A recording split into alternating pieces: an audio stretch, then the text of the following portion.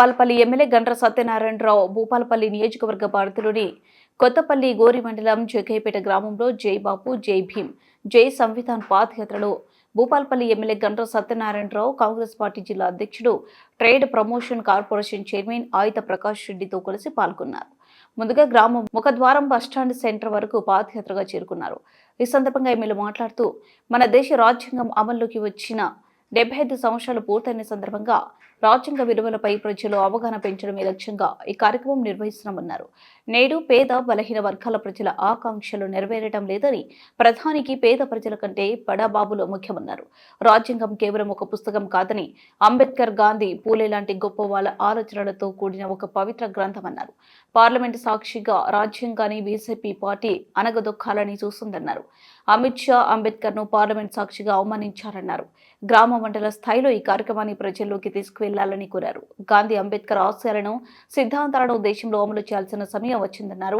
గతంలో కూడా కాంగ్రెస్ హయాంలోనే ఇందిరమ్మ ఇండ్లు ఇవ్వడం జరిగిందన్నారు. గత 10 ఏళ్ల నుండి నిరుపేదలకు గత ప్రభుత్వం ఇళ్లను ఇవ్వకుండా మోసం చేసిందని ఎమ్మెల్యే ఆరోపించారు. నిర్వహించడం జరిగింది. ఈ కార్యక్రమానికి విచ్చేసినటువంటి ట్రేడ్ కార్పొరేషన్ చైర్మన్ జిల్లా పార్టీ అధ్యక్షులు ప్రకాష్ అన్న గారు, అదేవిధంగా మార్కెట్ కమిటీ అధ్యక్షులు మరి కృష్ణన్న గారు, మండల పార్టీ అధ్యక్షులు నర్సన్న గారు, ఈ మండలం ఇన్ఛార్జ్ మంత్రి నియోజకవర్గానికి సంబంధించినటువంటి సమ్మిరెడ్డి గారు, అదేవిధంగా సింగిల్ విండో అధ్యక్షులు విజయన్ రావు గారు, మాజీ జెడ్పీటీసీ సభ్యులు ప్రభాకర్ గారు, వీరేందర్ గారు, మన ఎన్ఎస్ఆర్ గారు, అదేవిధంగా ఎస్సీసీఎల్ రాష్ట్ర కన్వీనర్ మన రమేష్ గారు, మటిక సంతోష్ గారు, ఇక్కడ ఎంపీటీసీ రాజేశ్వరరావు గారు, గ్రామ శాఖ అధ్యక్షులు రవి గారు, అదేవిధంగా మన ఓబీసీ మండల అధ్యక్షులు బ్రహ్మం గారు, రమేష్ గారు, వెంకట్రావు గారు, వేదిక మీదున్న మండలం నుంచి విచ్చేసినటువంటి వివిధ హోదాల్లో ఉన్న నాయకులు, జగ్గయ్యపేట మా అక్క చెల్లెళ్ళు, అన్నదమ్ములు, పత్రికా మీడియా సోదరులు, ప్రతి ఒక్కరికి మా సురేందర్ కు హృదయపూర్వక నమస్కారాలు, ధన్యవాదాలు.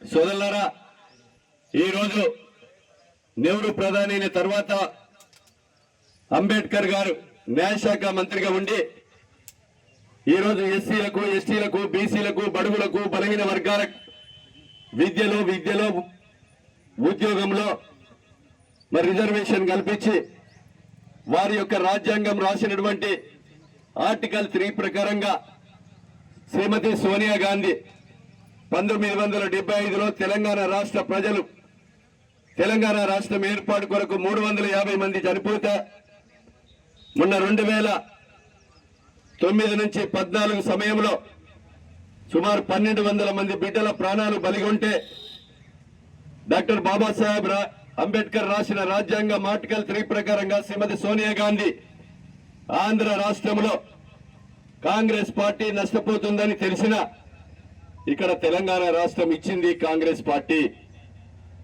ఇచ్చినటువంటి పార్టీలో గతంలో ఉన్నటువంటి బీఆర్ఎస్ ప్రభుత్వానికి అధికారం ఇచ్చారు.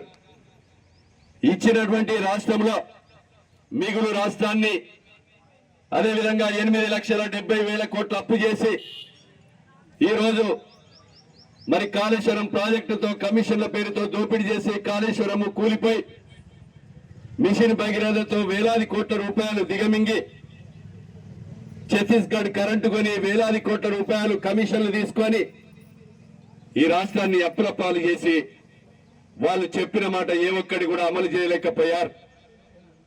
దళిత కుటుంబాలకు 3 ఎకరాల భూమి ఇస్తాను ఇవ్వలేదు. అదేవిధంగా గిరిజన కుటుంబానికి 3 ఎకరాల భూమి ఇస్తాను ఇవ్వలేదు. ఇంటికి ఉద్యోగం